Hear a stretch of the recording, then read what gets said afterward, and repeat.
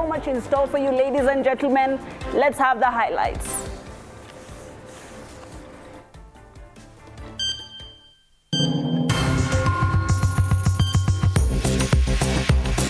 Tonight, the end of an era as a veritable Kenyan political giant bows out of active local politics in favor of continental politics. I'm not going to be very active in Kenyan politics henceforth, as I continue now to focus my attention on the continental campaign.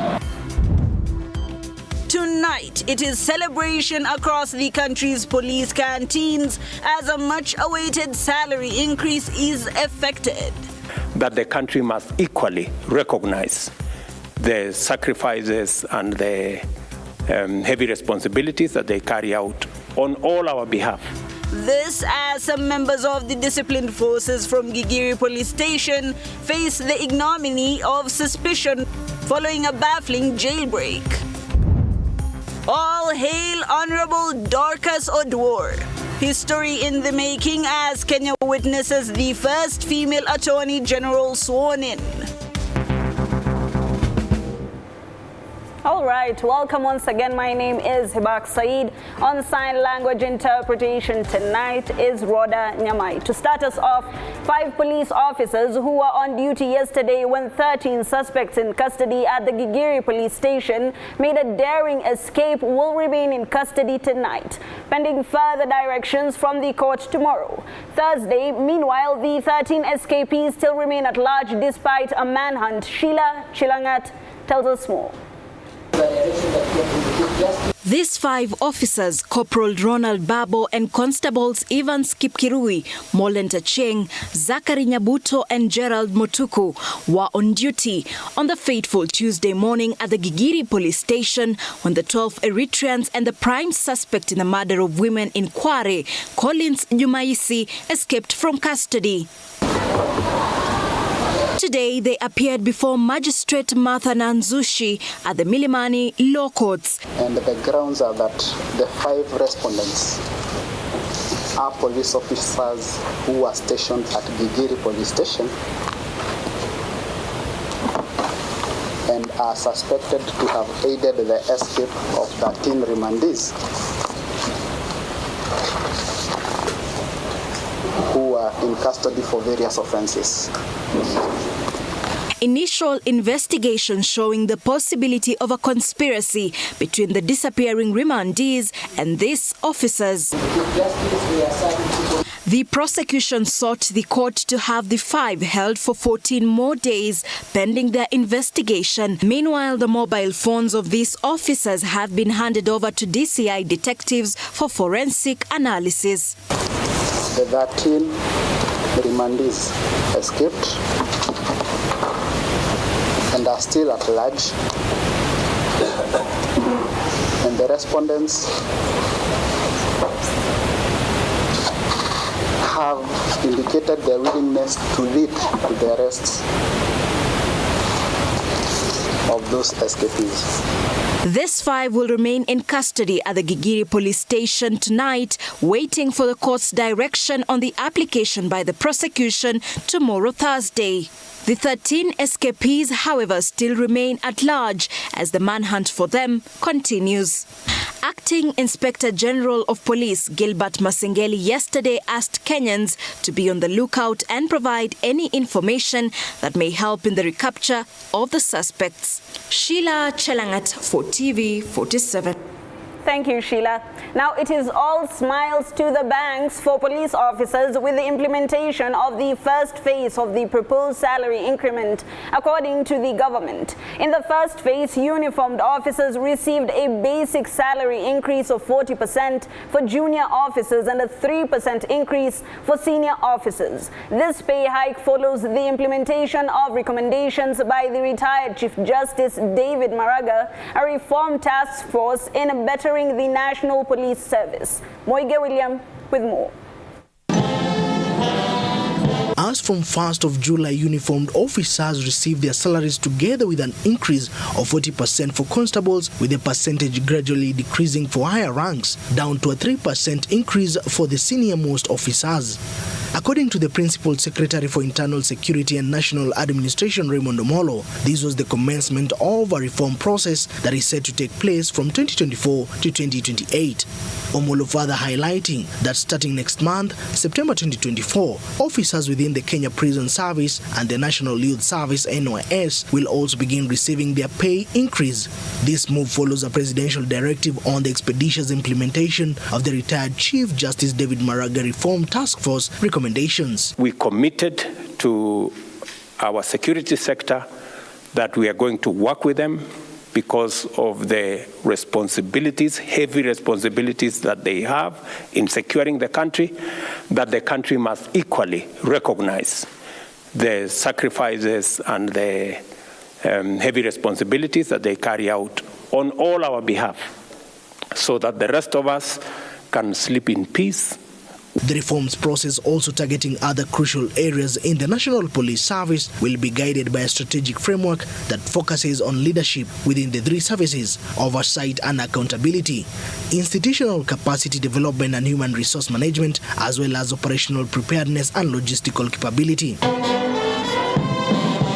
The Ministry of Interior has established technical committees on development of the legal and policy frameworks covering the three services. Moige William, TV47. Thank you, Moige.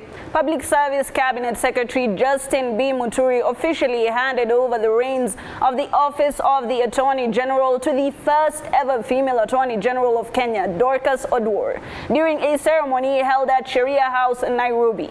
During her inaugural speech, Attorney General Oduor outlined a series of transformative initiatives aimed at modernizing the department, which included digitization of the probate and administration departments. I'm exactly on time. Good morning. My name is House Mtinda, Head of Civil Education Department. Good morning. Good morning. Thank you so much. Thank you so much. And then now this certificate.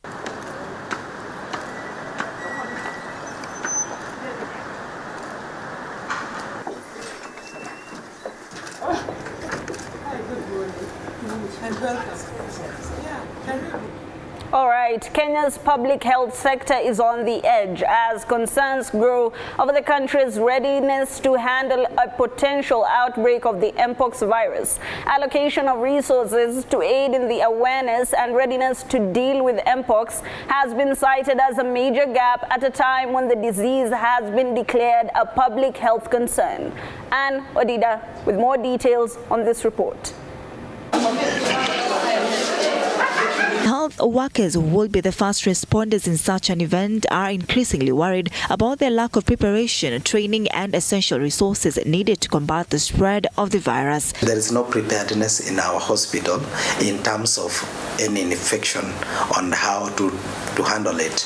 If there is a massive infection in the country, we may not be able. In a recent interview, the Secretary General of the Kenya Union of Clinical Officers, KUCO, emphasized that much more needs to be done to ensure the country is adequately prepared for any potential Mpox cases. He pointed out that many healthcare workers have not been sensitized or trained on how to manage the virus, which could have serious implications if an outbreak were to occur. There could be some communication for the officers along the borders, or rather the entry point, in terms of what they are doing. But we know very well that we talk to our people.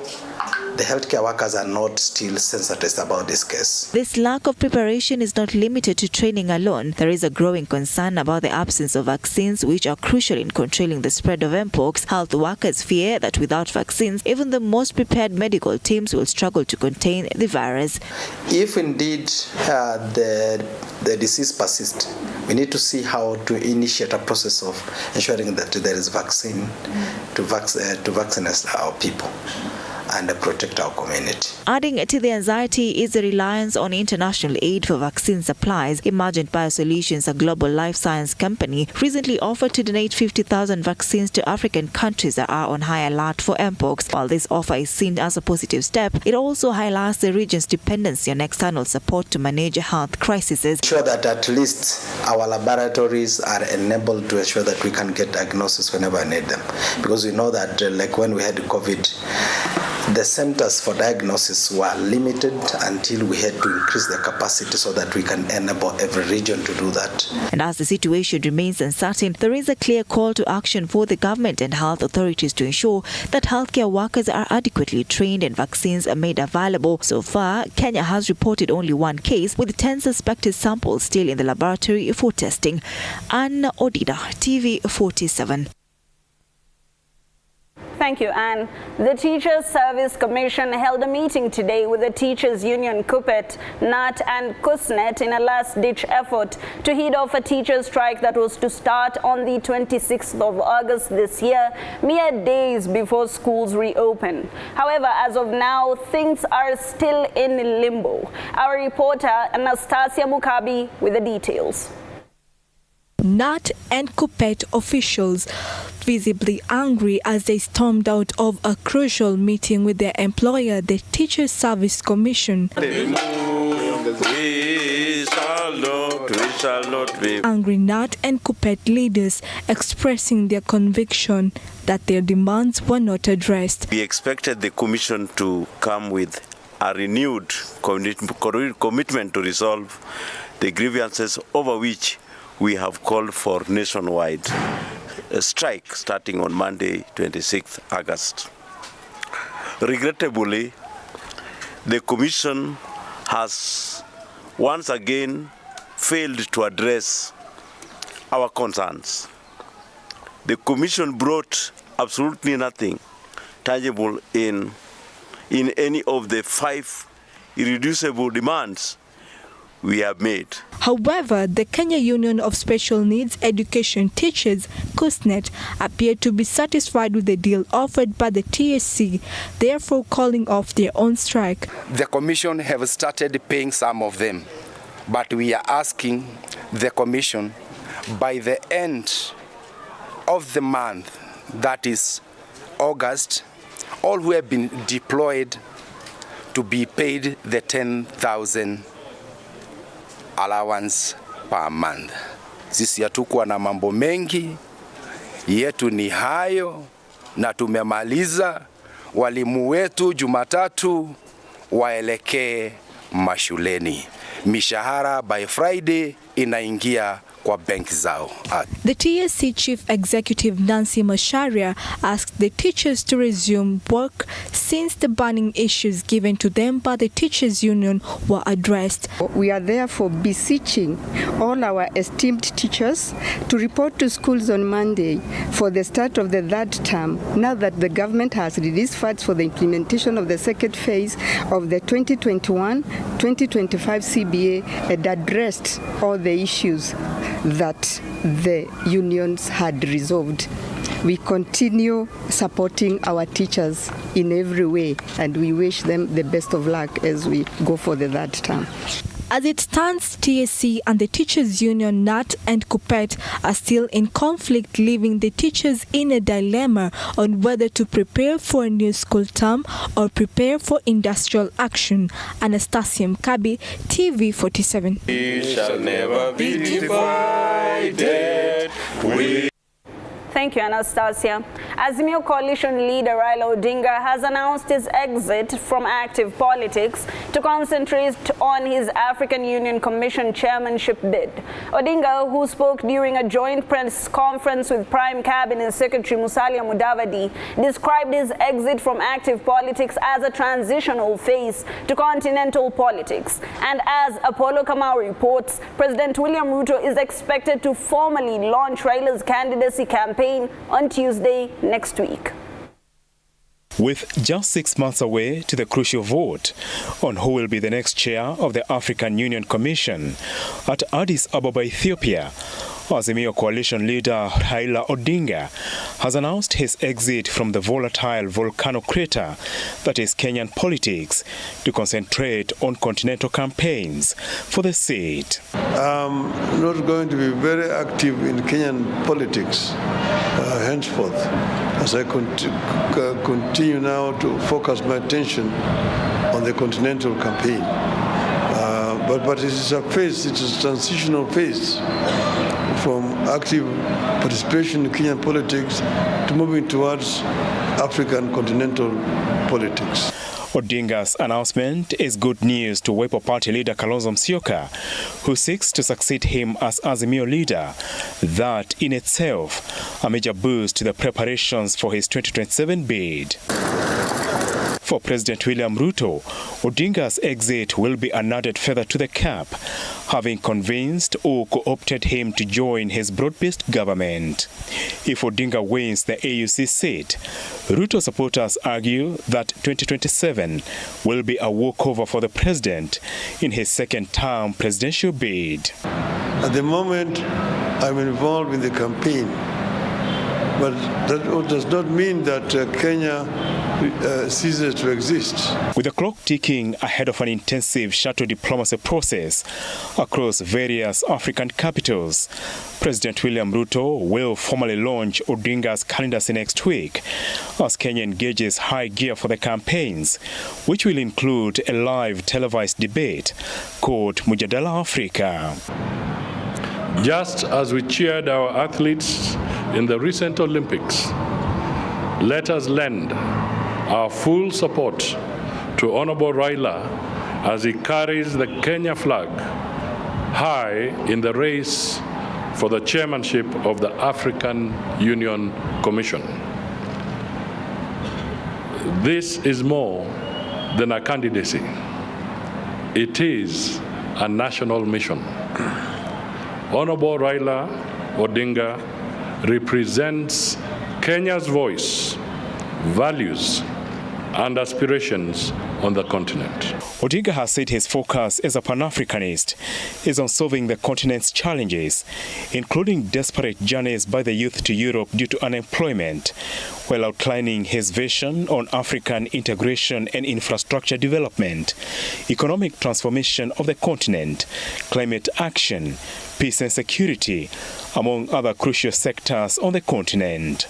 Kenya's campaign to sell Odinga's candidacy across the continent formally begins on Tuesday next week, when President William Ruto unveils the campaign 6 months to the crucial vote in Addis, where Odinga will be facing off 3 other African countries, Djibouti, Madagascar, and Mauritius.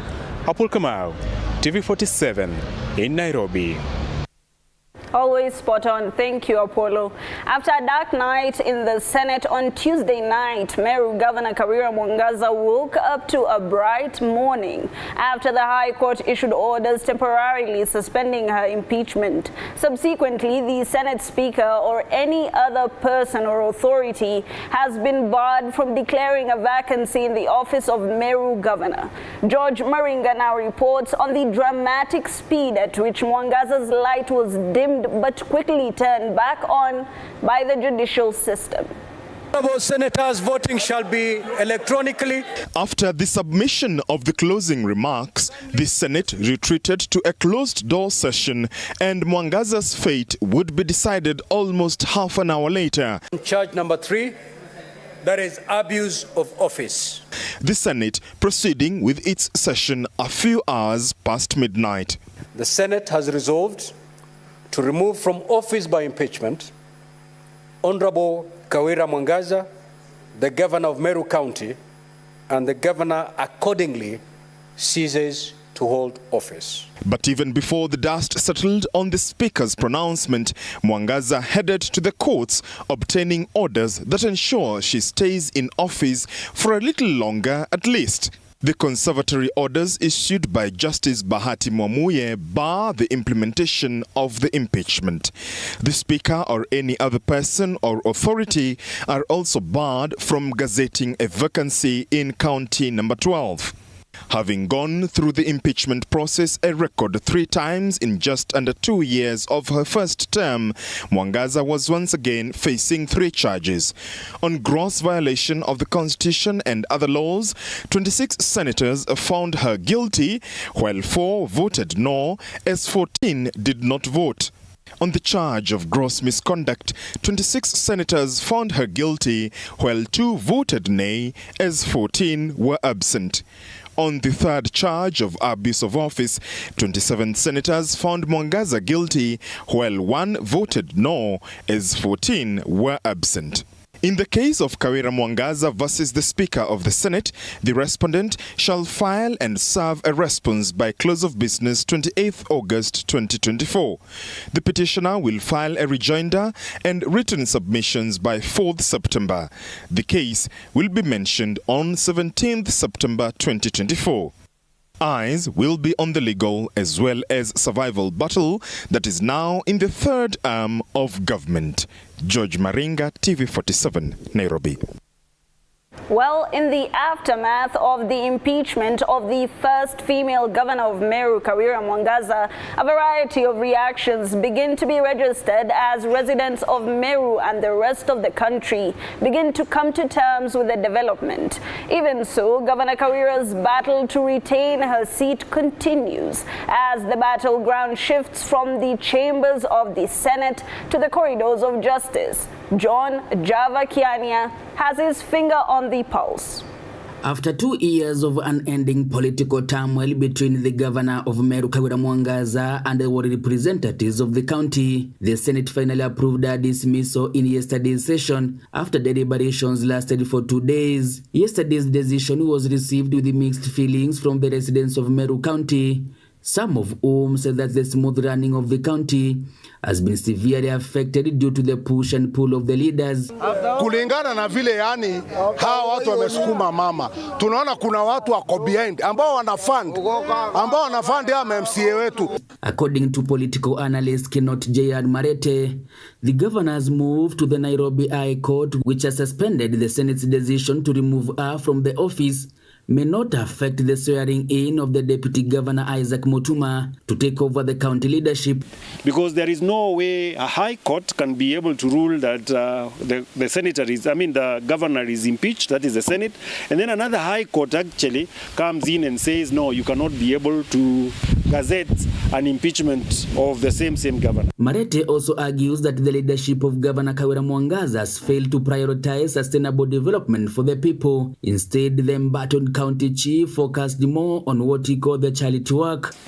The governor was basically, I would say, a charity development kind of person, not really development, but a charity person, more in comparison with the likes of Sonko or maybe Waitito, where you do populist things and basically nothing tangible on the ground. Apart from that, some Meru residents have criticized the Senate for failing to consider the views of the people of Meru regarding the performance of Governor Kawira, as they believe she has done an exemplary job in her development duties, vowing to send the ward representatives home in the coming general elections by 2027. Na tunaomba president wetu, sikilia akina mama.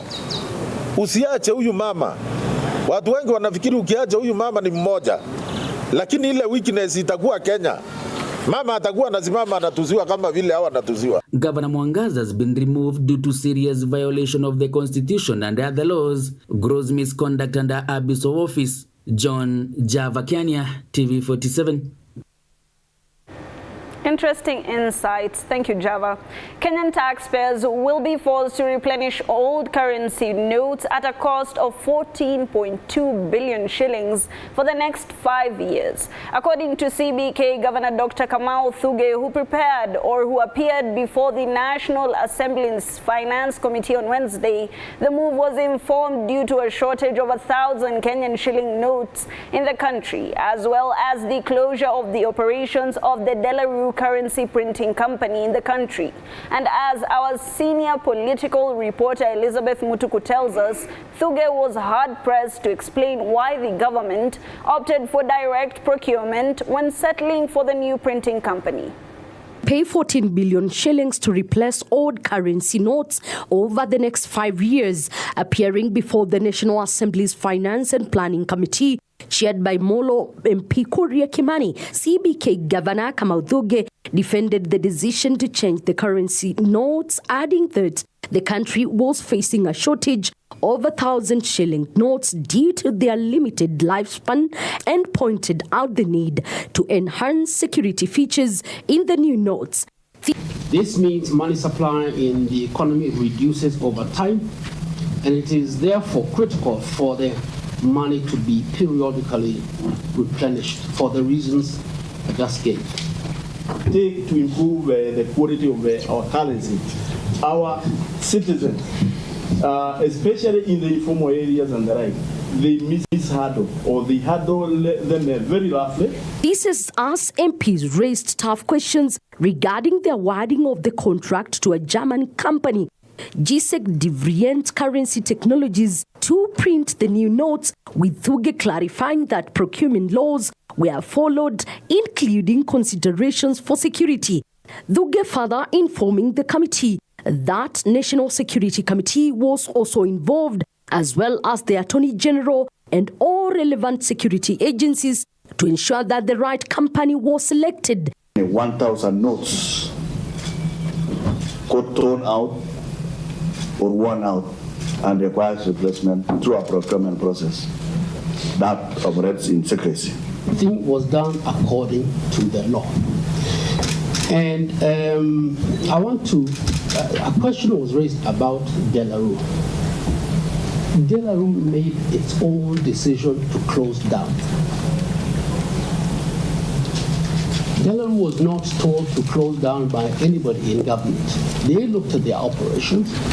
And by the way, National Kenyan, we will also give you the directly procured farm has been contracted to print 460 million pieces of 50 shillings notes, 690 million pieces of 100 shillings note, 260 million pieces of 200 shillings note, 107 million pieces of 500 notes, and 460 pieces of 1,000 notes. It was also revealed that cost of printing 1,000 banknotes has been increased to an average of $53 or 6,800 shillings, up to $48 under the previous contract.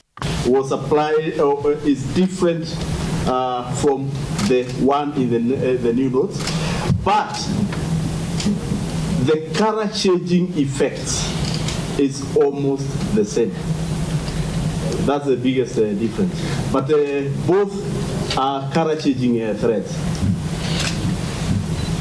If you look at that note, the one that you now have, you'll see there's a space for the governor and a space for member. Now, if you go to the CBK Act and you look at the membership of the board, what you find there is that it is the PS.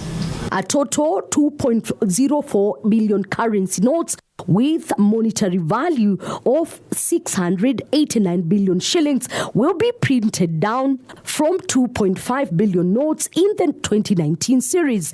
The committee also learned that the total money in circulation in the economy has continued to decline, currently estimated at about 330 billion shillings worth of currency. Elizabeth Mutuko, TV47, Nairobi.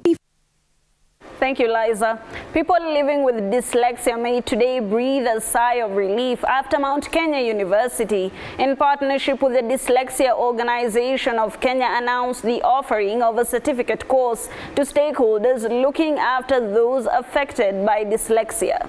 The 3-month short course is aimed at equipping teachers, parents, and stakeholders with the necessary skills to assist students living with dyslexia, whom statistics say amount to around 15% in any given classroom, as they are often misunderstood. The course will help them identify dyslexic students and adopt inclusive teaching practices, to cater to their needs. The course will be available through online classes, making it accessible to all stakeholders.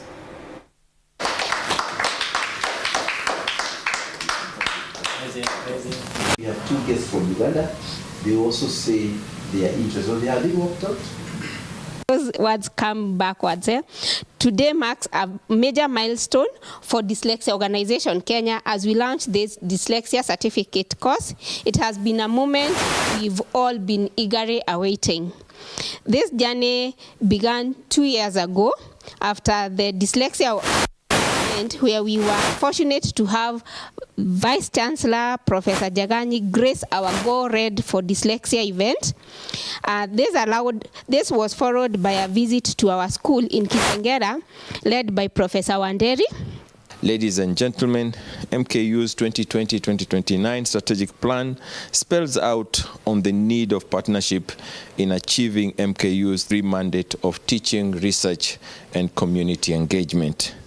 Therefore, as a university, we are happy to pick up on this new partnership that will go a long way in challenging interventions to dyslexic challenges that affect numerous learners and their teachers within the education institution both in Kenya and beyond the national borders.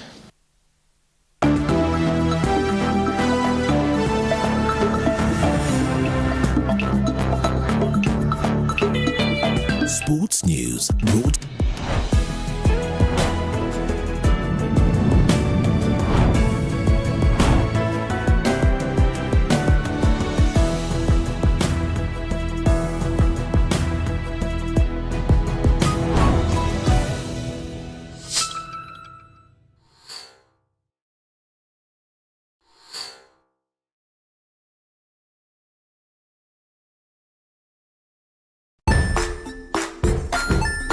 Hey there friends, welcome to Kids on the Block, where fun and imagination come alive.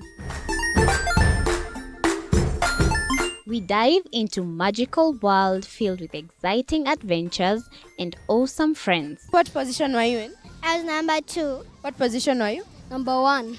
He decided to cross the bridge by his house and look for food on the other side. We're going to do half cup of chocolate chips, and the other one, we're going to do half cup of the blueberries. So, grab your imagination hats and get ready to explore with us. Join us every Saturday at 9 a.m. for new friends, amazing stories, and tons of laughter.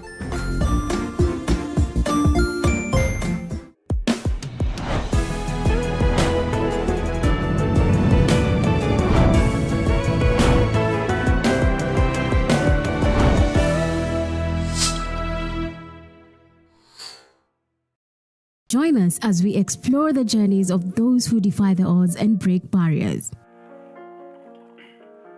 We dive deep into the stories of triumph. Sometimes when parenting a child with a special need or whatever disability, family life becomes a bit complicated and you may end up raising the child on your own. Here, we inspire. I have a farm which one we showcase with other dyslexic youths and autism how to farm. Motivate. It's never easy, but what we do, the best thing is to work with another parent who has an elder child than yours. And break through the barriers one story at a time.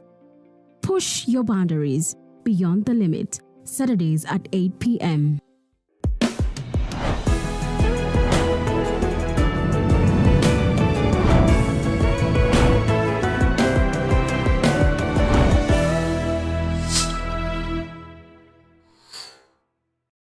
The Grind, where business meets brilliance. It's not just about the ideas. I was working as a shampoo boy. I used to wash clients' hair on the sink. It's about making them happen. From big wins. In primary school, when we would be asked what people want to be, I was categorical that I want to be a nurse. To hard lessons. The consoles change, the gaming equipment keep changing. We cover it all. Tune in to The Grind, where every episode is packed with insights. The person who is serving customers, always be a customer-centric. Strategies. When you pay attention to detail, you get luxury items. And stories to fuel your ambition. Don't just dream it, grind it. Mondays at 7:30 p.m.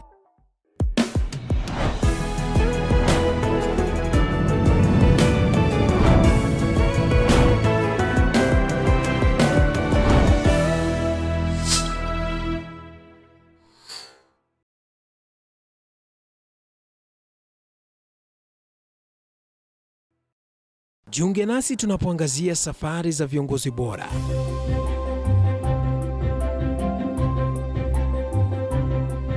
Kutoka kwa ushindi mkubwa hadi masomo magumu. Wakati wetu kwamba wasichana si wa kusoma, ni wa kuolewa, ng'ombe ipatikane, wazazi wakuwe watajiri. Tunashughulikia yote.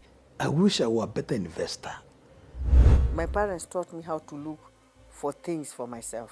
Tazama Mfahamu Kiongozi, ambapo kila kipindi kimejaa maarifa, mikakati na hadithi za kukuza azma yako. For me to succeed, I have to fight. Kila Alhamisi saa 1:30.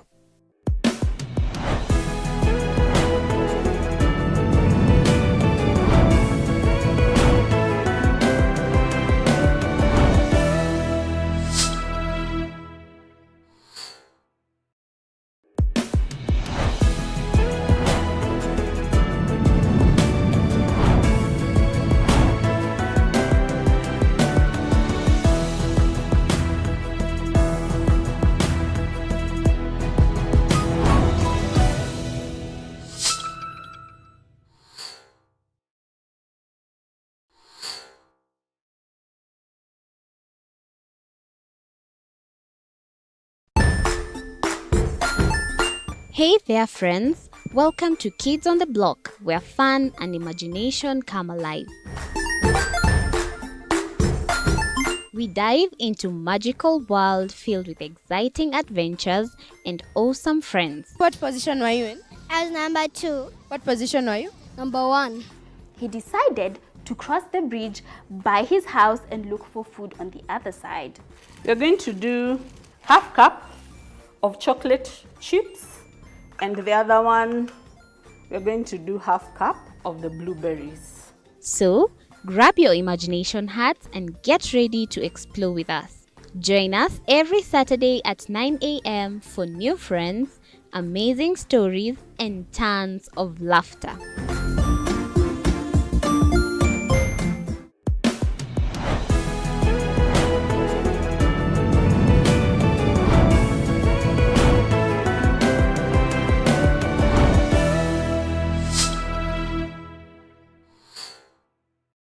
Join us as we explore the journeys of those who defy the odds and break barriers.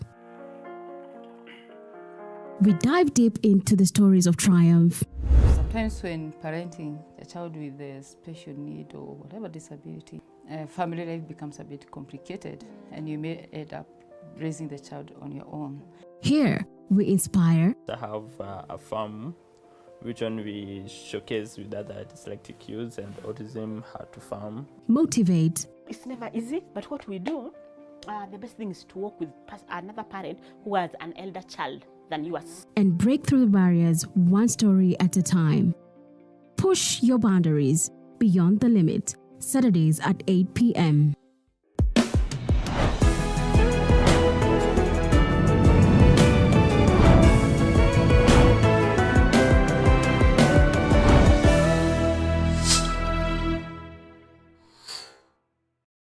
The Grind, where business meets brilliance. It's not just about the ideas. I was working as a shampoo boy. I used to wash clients' hair on the sink. It's about making them happen. From big wins. In primary school, when we would be asked what people want to be, I was categorical that I want to be a nurse. To hard lessons. The consoles change, the gaming equipment keep changing. We cover it all. Tune in to The Grind, where every episode is packed with insights. The person who is serving customers, always be a customer-centric. Strategies. When you pay attention to detail, you get luxury items. And stories to fuel your ambition. Don't just dream it, grind it. Mondays at 7:30 p.m.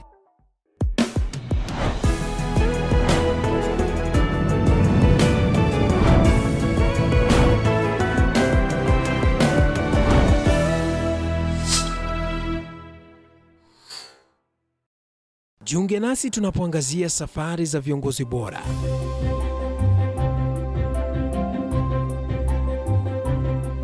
Kutoka kwa ushindi mkubwa hadi masomo magumu. Wakati wetu kwamba wasichana si wa kusoma, ni wa kuolewa, ng'ombe ipatikane, wazazi wakuwe watajiri. Tunashughulikia yote.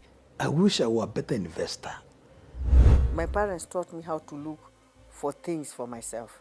Tazama Mfahamu Kiongozi, ambapo kila kipindi kimejaa maarifa, mikakati na hadithi za kukuza azma yako. For me to succeed, I have to fight. Kila Alhamisi saa 1:30.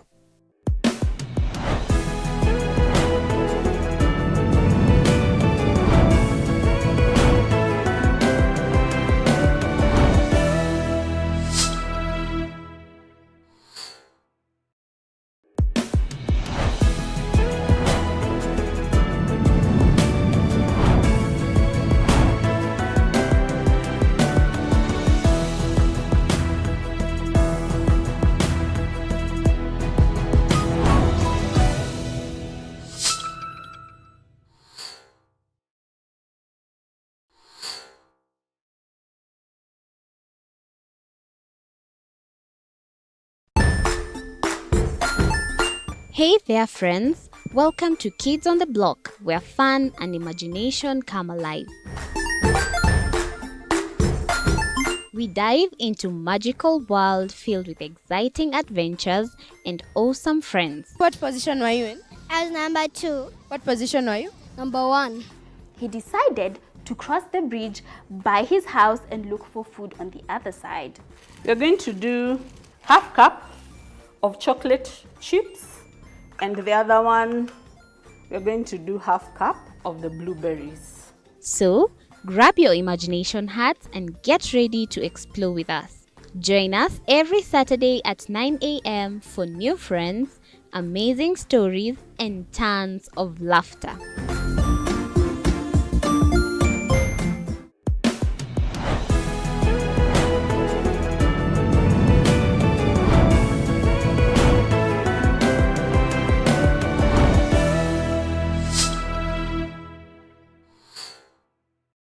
Join us as we explore the journeys of those who defy the odds and break barriers. We dive deep into the stories of triumph. Sometimes when parenting a child with a special need or whatever disability, family life becomes a bit complicated and you may end up raising the child on your own. Here, we inspire. I have a farm which one we showcase with other dyslexic youths and autism how to farm. Motivate. It's never easy, but what we do, the best thing is to work with another parent who has an elder child than yours. And break through the barriers one story at a time. Push your boundaries beyond the limit. Saturdays at 8 p.m.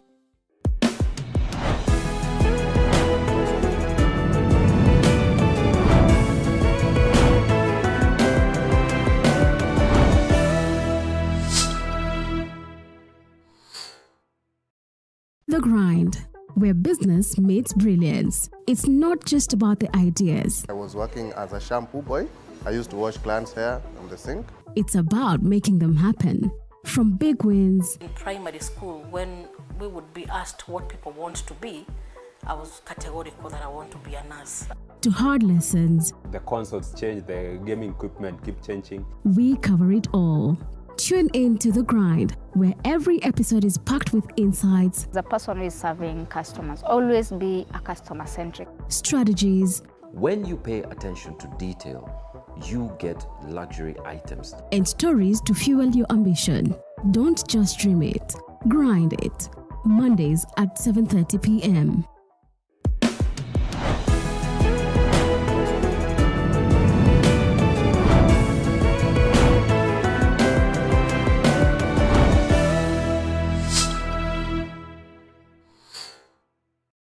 Jiunge nasi tunapoangazia safari za viongozi bora.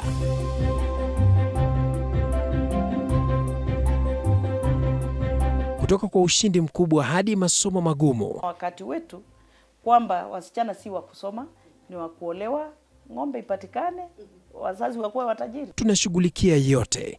I wish I were a better investor. My parents taught me how to look for things for myself.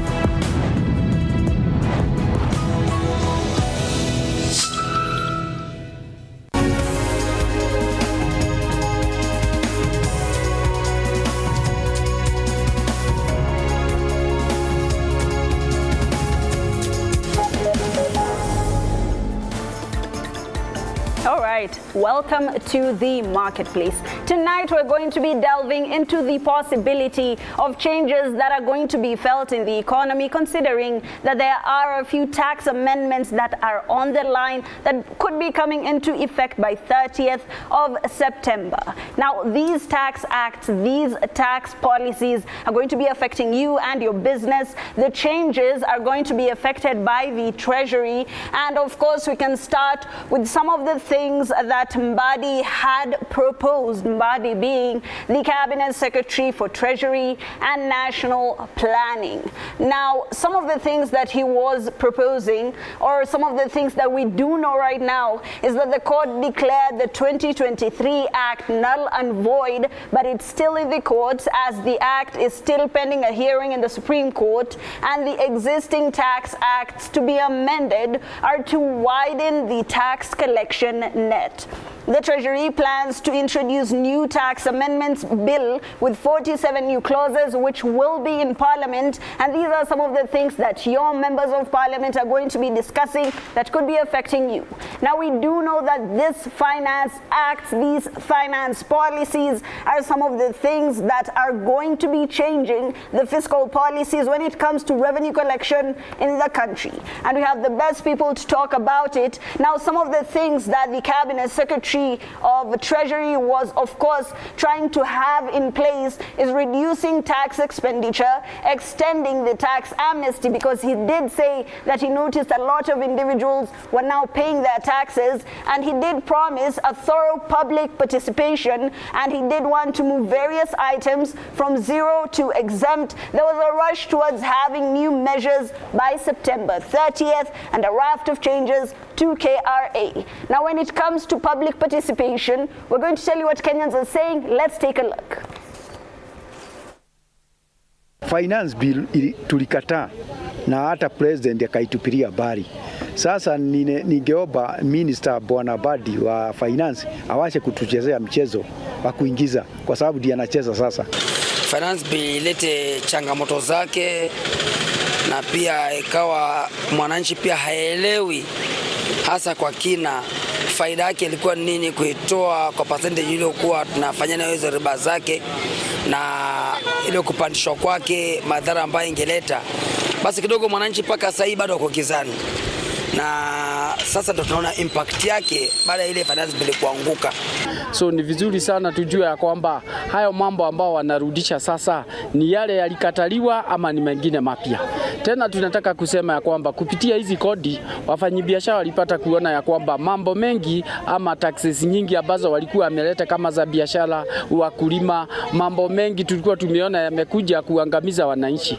Kwa hivyo nilikuwa naomba ya kwamba serikali isije ikarudisha finance bill yenye ilikataliwa.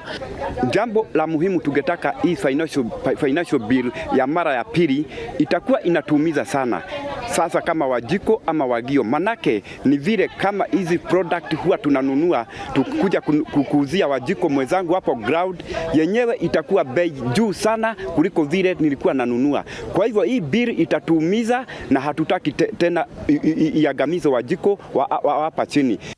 Tuna survive kwa kustruggle kwa sababu biashara haziendi, unajaribu biashara inaanguka, alafu tunaweza sema upande wa customers wamekuwa wachache kwa sababu wengi wao hawana pesa.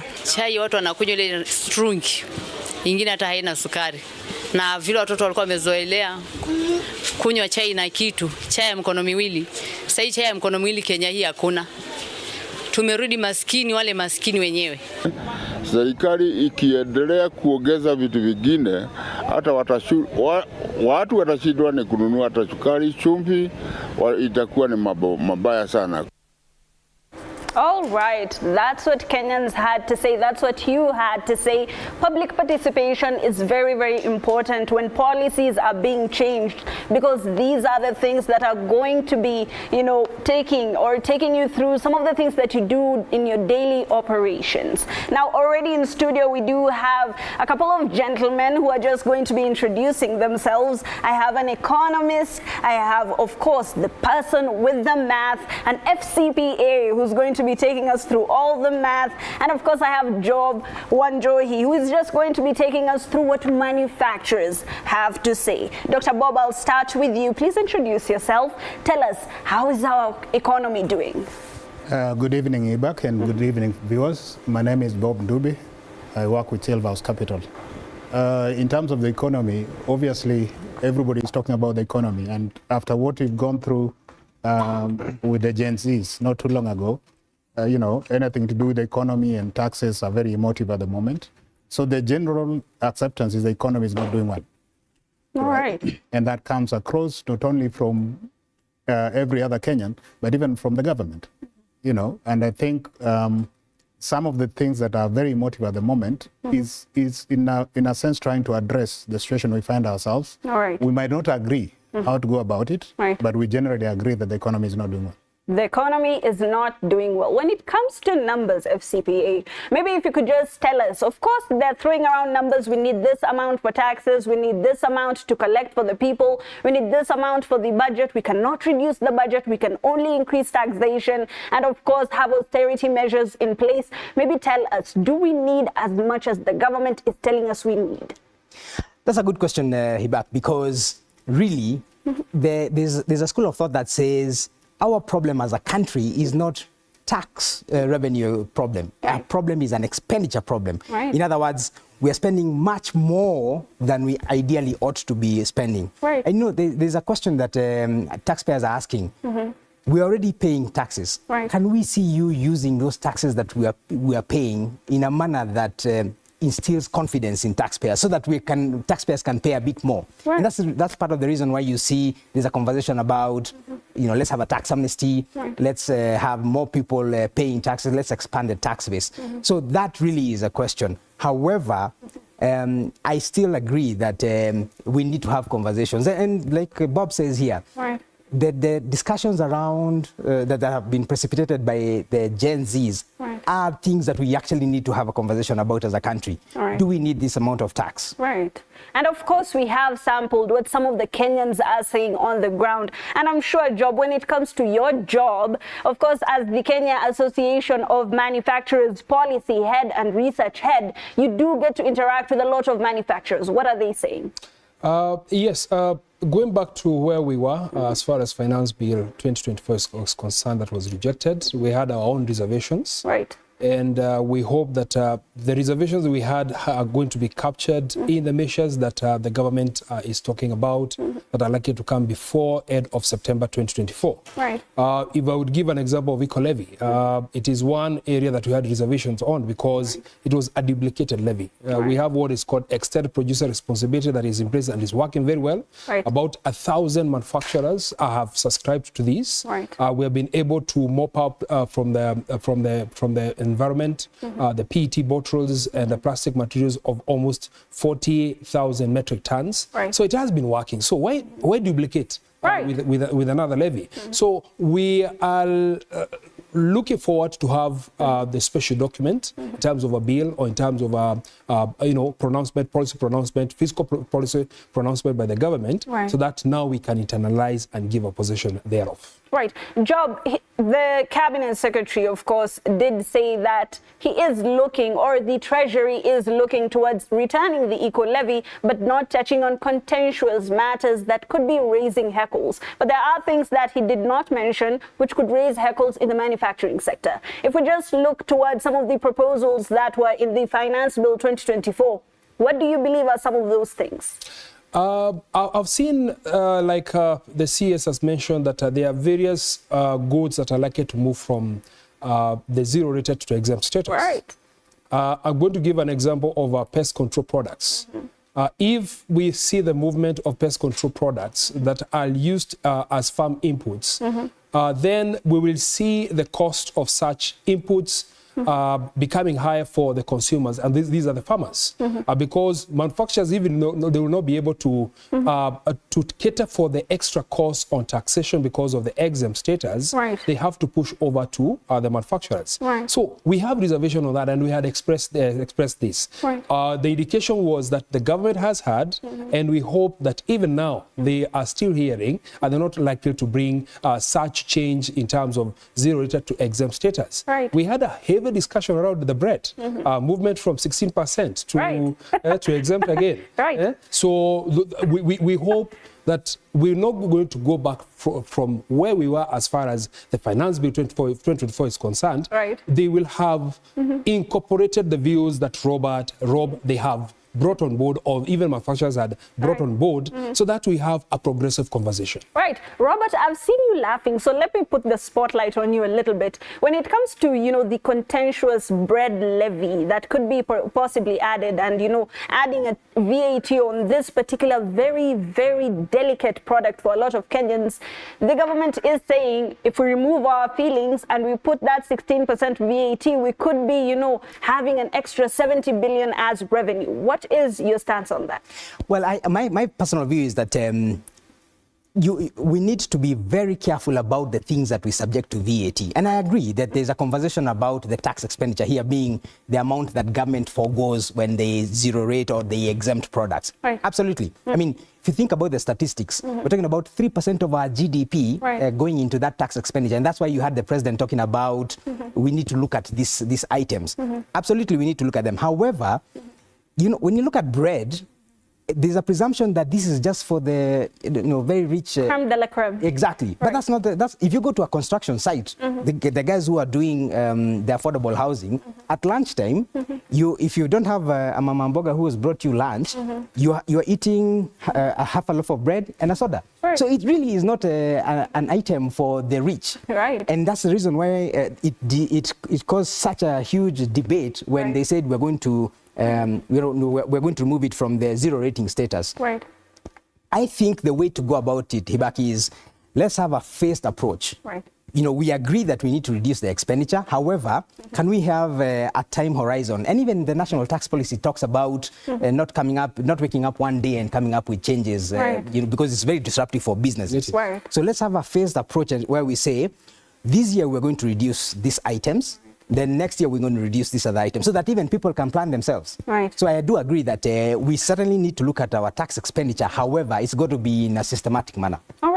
Now, a lot of people did have a few problems, especially when it came to these tax changes, Doctor. And some of the things that they were saying were problems was, having a new hike or having charges when it comes to sending finances. You are the CEO of a company. What do you think are some of the threats that could be in this particular amendment that the Cabinet Secretary is talking about? To answer you, I need to pick it from where Robert left it. First, we are talking of having a national tax policy that is predictable. That if you're planning as a business or industry, you know what to expect next year or the next 2, 3, 4 years.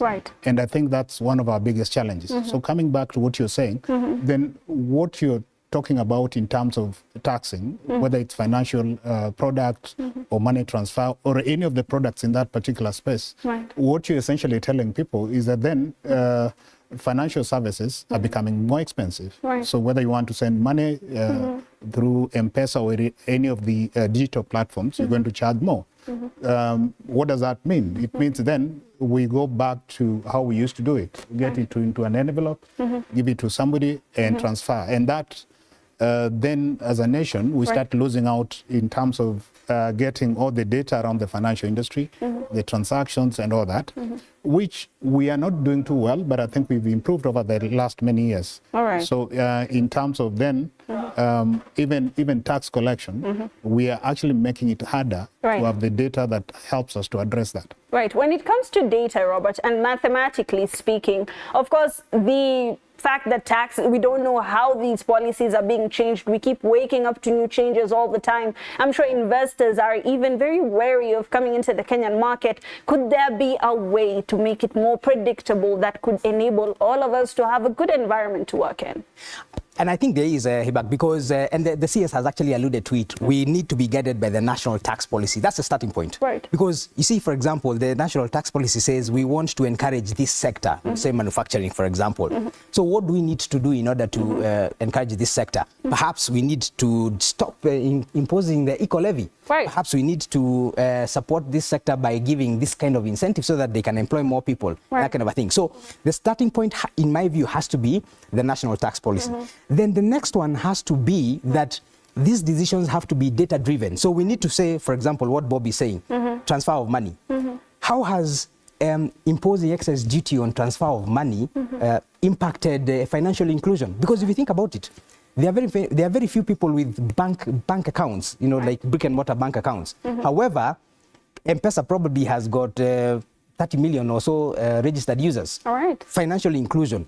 And remember, when you look at some of these policies like financial inclusion, you're actually going to be able to support initiatives like expanding the tax base. Because then it means that you can track transactions, and like what Bob is saying, where I'm sending money in an envelope, you'll never be able to track that transaction. You track that transaction, we expand the number of people who are paying taxes, and it's better for everybody. Last point, Hibaq.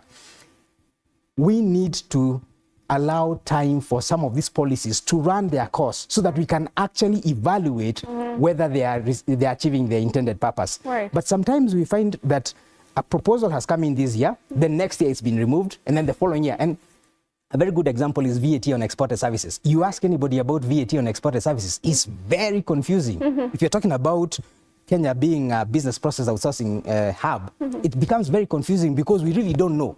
So let us give time. Let these policies run for 3 to 5 years. Let's evaluate the impact, and then we can all change. All right. Robert is talking about a situation where we can all predict what's going to happen because policies are going to be easier to even make. We go for a very short break, but when we come back, Job, maybe if you could just tell us what are some of the things that the manufacturing sector could add when it comes to data to this. We go for a very short break. When we do come back, we're going to be giving you even more insights. Don't go too far.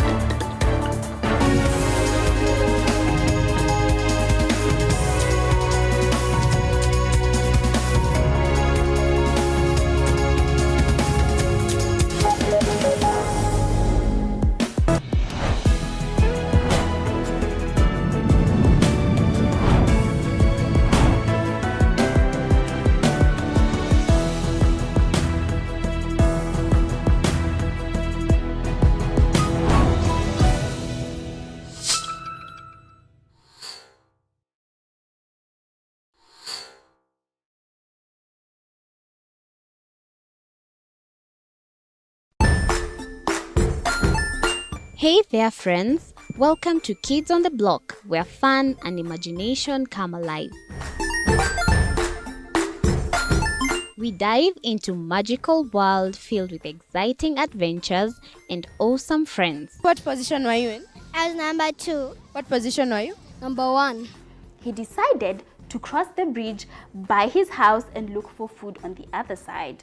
We're going to do half cup of chocolate chips, and the other one, we're going to do half cup of the blueberries. So, grab your imagination hats and get ready to explore with us.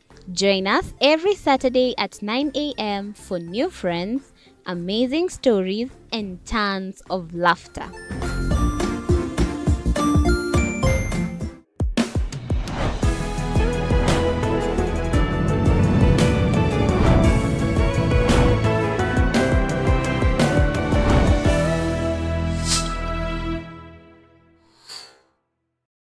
Join us as we explore the journeys of those who defy the odds and break barriers.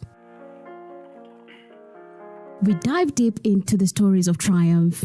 Sometimes when parenting a child with a special need or whatever disability, family life becomes a bit complicated and you may end up raising the child on your own.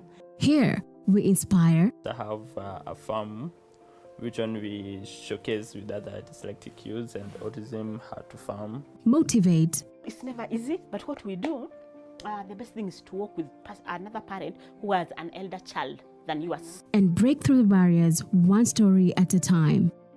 Push your boundaries beyond the limit. Saturdays at 8 p.m.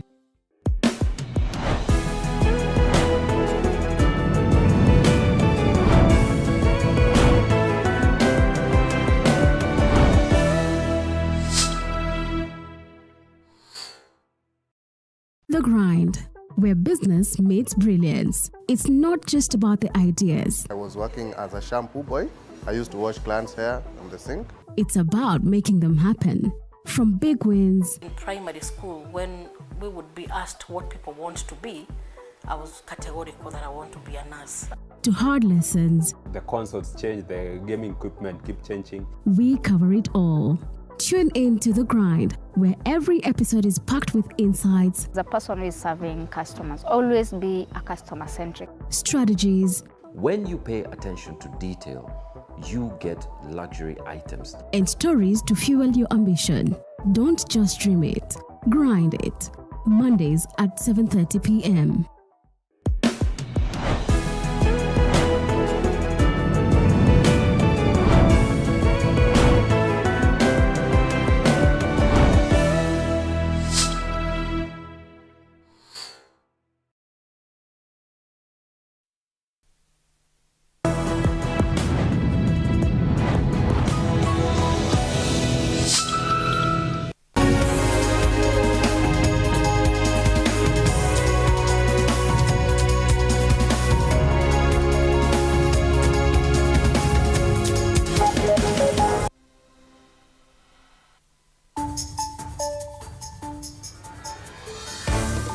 Welcome back to the marketplace. We're talking about the economy. We're talking about possible policies and tax changes. We have industry players and professionals to just give us an insight on how exactly that's going to pan out. Before we went on a break, we were talking to the head of policy for the Kenya Association of Manufacturers, Job Wanjohi, who is just going to be telling us now. When it comes to policy making, we are champions in this country. We have a lot of people who have a lot of information, who put policies in place, but implementation is where we draw the line. As manufacturers, do you feel heard? Do you see implementation taking place? Are you benefiting from these policies?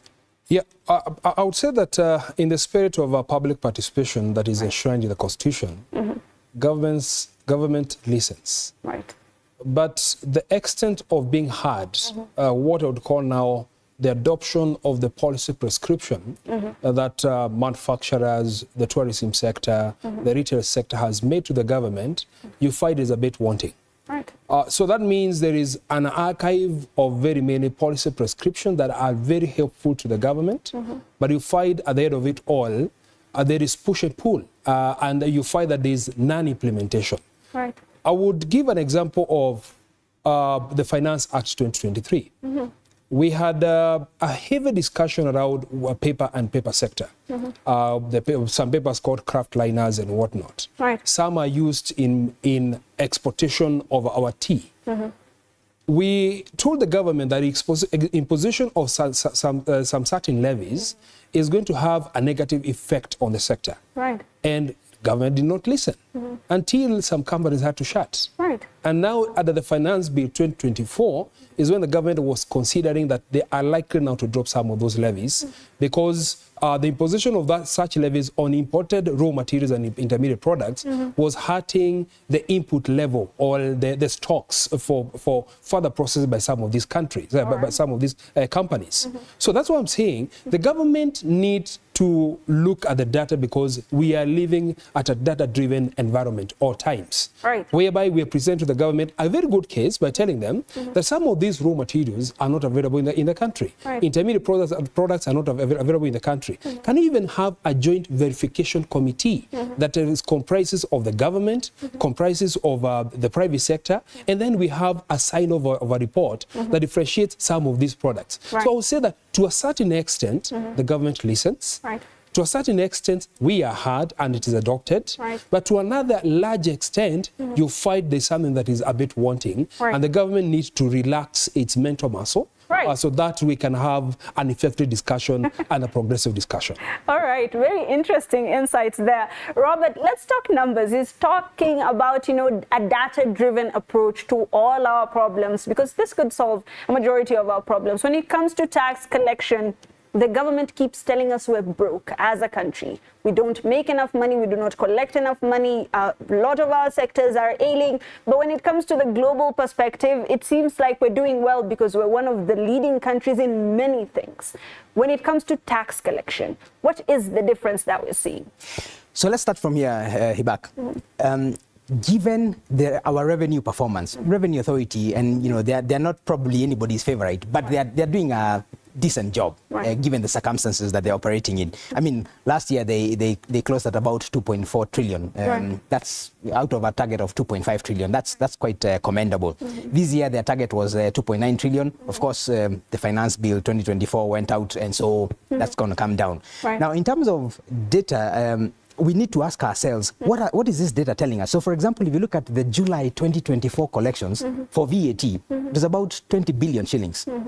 July 2023 was 22 billion shillings.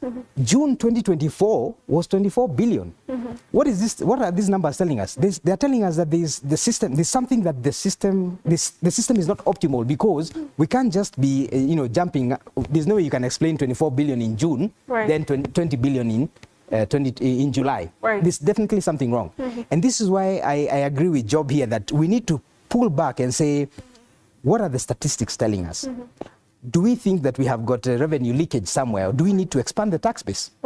And I really like his point, because the Finance Act 2023 also brings the controversy that is there, lack of certainty. So today, in fact, the fundamental question is, now that we have a stay, between 1st of August and 19th of August, what taxes should we have raised? All right. Yeah. Dr. Let me just get your insight on this. Of course, when it comes to tax collection, we could be doing well, but we should be doing better. Now, the Cabinet Secretary did point out that when it comes to automation, when we moved to eTIMS, some gaps were presented where we were losing billions of shillings, and we don't know how.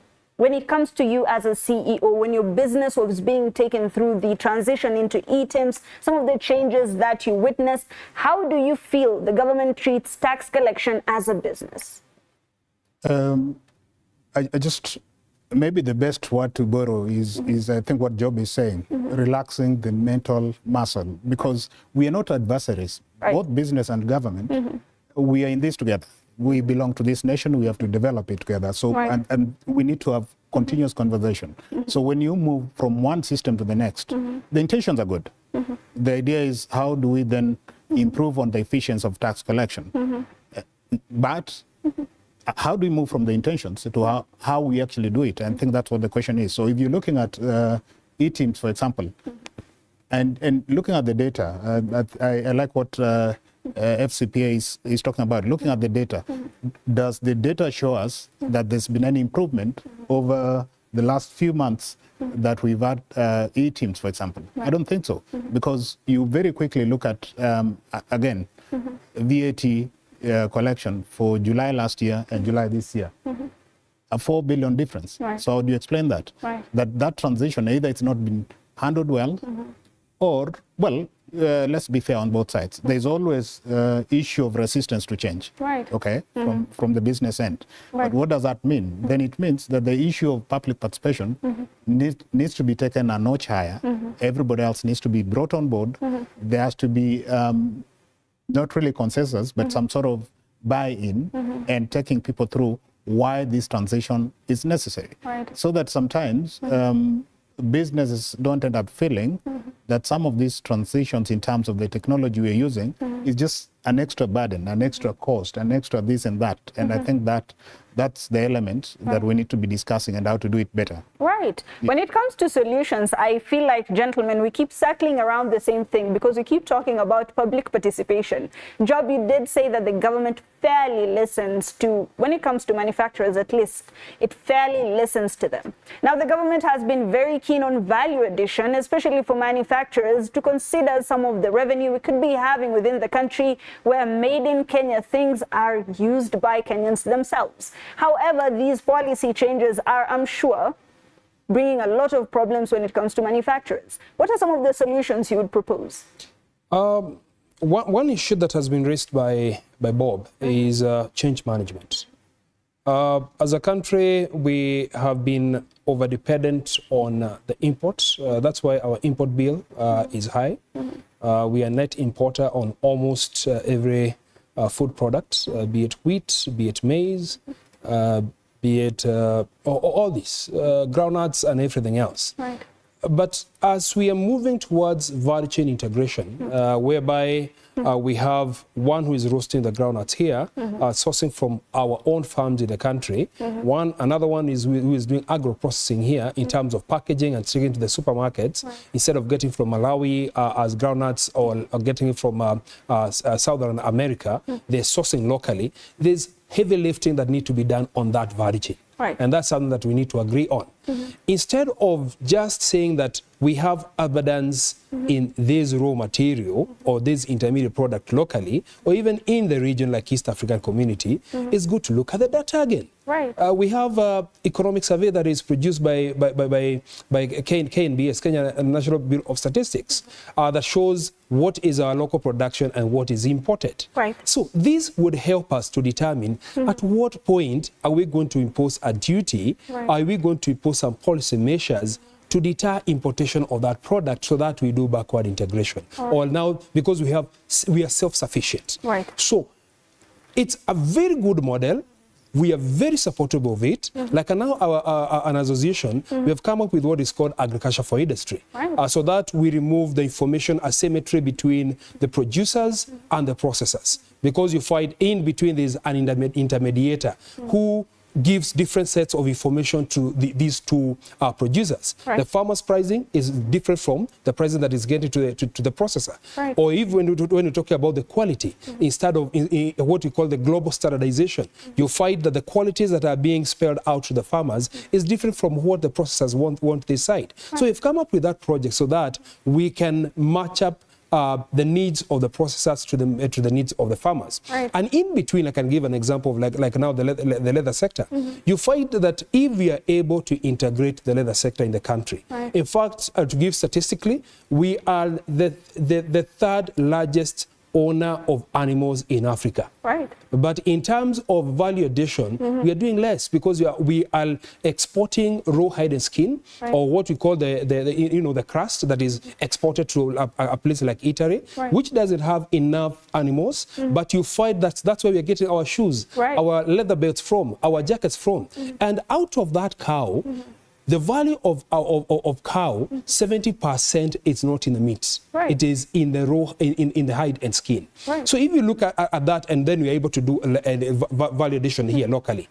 Currently, we have 14,000 workers in the leather industry. We can be able to jump to 100,000 workers in a span of 7 years. Right. If you're talking about GDP contribution, substantial increment. If you're talking about the revenue generation within that sector, moving from about 15 billion Kenya shillings to about 100 billion Kenya shillings, which is quite huge. Right. If you look in terms of investments that are going to be done along that value chain, it's quite huge. But again, as we do this, we have to look at levels of competitiveness. Right. We have to address our governance issues. We have to ensure that we are not only producing for our local markets, we're also producing for exports so that we can generate the wealth. We can be able to correct our forex situation at the moment, or even in the next 7 years, whereby we are reducing on the import, we're increasing on the export, and subsequently it brings the health that is required in the economy. So the movement towards the value chain integration is quite critical,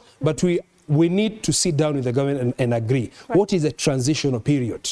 If you're talking about this product from being imported to being to be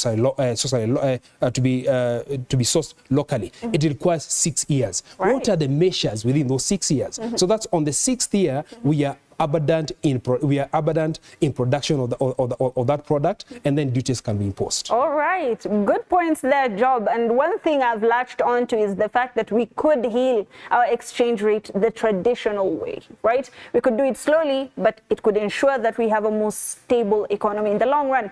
FCPA, maybe if I could just, pick your brain a little bit, and he did say that we should be moving backward. We should be, looking at the problems from the root before we solve them. when it comes to auditing. That is a major problem in this country because we have the Office of the Auditor General who points out so many problems and gaps. She gives, or the office gives, solutions and possible recommendations that the government never uses. What do you think about our auditing process? What are some of the changes we should see from the government side in order to ensure that we reduce our expenditures? Well, that's a good question, Hibaq, because one of the things that was in the Finance Bill 2024 that unfortunately did not make it through was the government transitioning from a cash accounting model to an accrual accounting. Cash accounting means that your county government can come and buy a 10 million vehicle, and there's absolutely no accounting for it because we are using cash. However, accrual, I will go to the supplier and I will recognize that there is that transaction and there is that liability. And I think that is something that as a country we need to really think about moving, because then you're giving the Auditor General the tools that they need in order to track these expenditures appropriately. So that's the first thing. But I also think that our problems from a tax perspective cannot be resolved they need a multi-pronged approach. You need to, for example, look at the expansion of the tax base. Do we have sufficient people who are paying taxes? If you think about including even our deficit now, I think our deficit is now 4.3%, up from 3.3%. That's a huge growth. We need to also think about cutting down our expenditure. I know government has tried to do it, but the feeling is, can you cut a bit more, because you're approaching the limit of tax revenues. And I think also there is a need to think about which tax revenues are we focusing on. If you look at our mix today, income tax accounts for about 48% of the total revenues collected. I mean, this year the target is about 1.2 trillion, VAT is about 800 billion. It's about 1.5 times of VAT. Is it time we thought about reducing the tax on the individual and the businesses so that you can spur consumption and you can collect VAT, for example? And I like the points that he's making about value addition, because when you reduce the tax on his salary, it means that we can manufacture the belts in Kenya. It means he can spend that, we can create employment, we can collect more taxes. So I think that it's not a one-size solution or a solution to just around one aspect. A one-size-fits-all. You need expenditure management, you need governance, you need additional taxpayers to come on board. Right, gentlemen, I feel like we're solving the problems of the economy already. We're doing very well. Daktari, you're an economist, right? When it comes to the gross domestic product addition from the manufacturing sector, it's been stunted at 7.8%, and it's been this way for a very long time. When the Kenya Kwanza government was coming into power, they were so big on ensuring that we hit 15% by 2027, which is just a few years away, and 20% by 2030. Believe it or not, it's probably going to be a bit impractical. Why do you think this is? What are some of the things we could do to spur more productions, especially in manufacturing? At the risk of sounding like, we are still talking about the problems, I think when it comes to manufacturing, it's out there. Part of the reason why our manufacturing sector is not doing very well is the cost of energy, the cost of raw materials, the infrastructure, the tax regime, so on and so forth. And there's one unsaid one. Most of it's really not a tax item. Most of our local authorities, or what we call county governments right now, I think they need to be sensitized to be a little more friendly. The manufacturers, at least the ones outside Nairobi, because you need to start treating manufacturers or business people as people who are actually adding value to the nation. We tend to come from the extreme end of where most manufacturers at times are actually treated like criminals. So those are the things that are contributing to this, probably a lot more. But in terms of solution, again, I think there are many, many things we need to do. For example, there are a lot of things we have to stop importing. If we, as a nation, there is a conversation we need to start having. If we are talking about having an expenditure problem, why do we, for example, bring in furniture for government offices from outside the country? Because we're exporting jobs, we're exporting businesses. If we stop that in terms of that, curing both issue of manufacturing, locally made furniture, and issue of forex, we address it. simultaneously. I could go on in a number of areas that we can actually address. I don't know how many of you realize that now, even basic things like school uniform. We have school uniform coming in from, other nations. I don't want to name any specific nation. And I think one of us mentioned that we are net importer of basically everything, from onions to eggs and all that. So long as we are spending the little forex that we don't have, because we are not earning enough, we are not, we are not exporting enough, then again, to come back, the person who is in manufacturing, at the end of the day, is a business person. So they're looking for an environment where they will produce at the minimal cost. What I've had, and I think what every Kenyan talks about, is the cost of electricity, for example. How quickly can we address that? Right? Yes. Thank you so much, Dr. Now, Job, he said something very interesting. He said that some manufacturers who are not within the city are being treated like criminals. Now, let's put that aside, right? Let's talk about going to the global markets. There's the Africa Continental Free Trade Area Agreement, which, could propel a lot of businesses to the global front. We have so many pacts that we have made with the EU, we've made with, even the US. And some of these things, a lot of businesses don't even know about. From a solution-centric point of view, how can we connect a lot of our manufacturers, a lot of our businesses with the international markets? I think sensitization is quite critical, so that, like now at the African Continental Free Trade Area, to understand which are these tariff lines or products that we can export to, the Southern Regional Economic Bloc, or to the Northern Economic Bloc, what is called the Sahel, or to the West, to the Western Africa, because we have some tariff lines that have already been liberalized, and you can import your products or export your products to some of these economies or some of these countries without paying any duty. What you're now trying to fix is the physical connectivity. If it is not physical connectivity, you're trying to fix the the sea movement of the goods and services. So sensitization is quite critical. The other thing that I also need to do is there's great support by the government. For instance, when you look at the movement by sea, we don't have a special purpose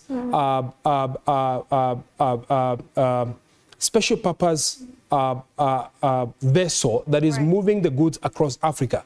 We have to depend on intermediation. Some of our goods have to go to Spain before they come back to Africa. So the sensitization, logistics, ensuring that we are standardizing our goods, so that the goods that are moving from Kenya and they're going to Egypt or they're going to South Africa, they are not facing what we call the technical barriers to trade, or non-tariff barriers, and subsequently you can find that you are able to trade well. The other thing also is aggregation. If you are a small manufacturer or you're a small producer, you are only producing 3 tons or 5 tons. At the aggregation centers at the country level or even at the regional level are very critical, so that we drive what is called the critical mass. If we can be able to have 250 containers or 300 containers, then they can fit in one ship, and we can be able to trade across, even if it's Africa, if we're talking about economic partnership agreement with UK or with EU. And again, also something else very important to note, it is good that we drive our competitiveness, because some of these trade agreements that you're opening, in the next 20-25 years, we'll be trading with the European Union. They will be bringing all their goods into Kenya. And subsequently, if we don't become competitive enough, you'll find that our goods are more costlier than what is coming from Europe, and you'll find that we are being driven away from industrialization, and we're becoming just a supermarket. All right, just a supermarket. What are the odds? Gentlemen, I have a minute each for each of you. I'll start with you, FCPA Robert. Maybe if you could just tell us, now that we're concluding, we see where the government is taking this country, we see some of the policy changes. What would you tell the government, Robert? I think we need to have adequate public participation, because what we don't want is another finance bill or tax laws amendment bill withdrawn. That's number one.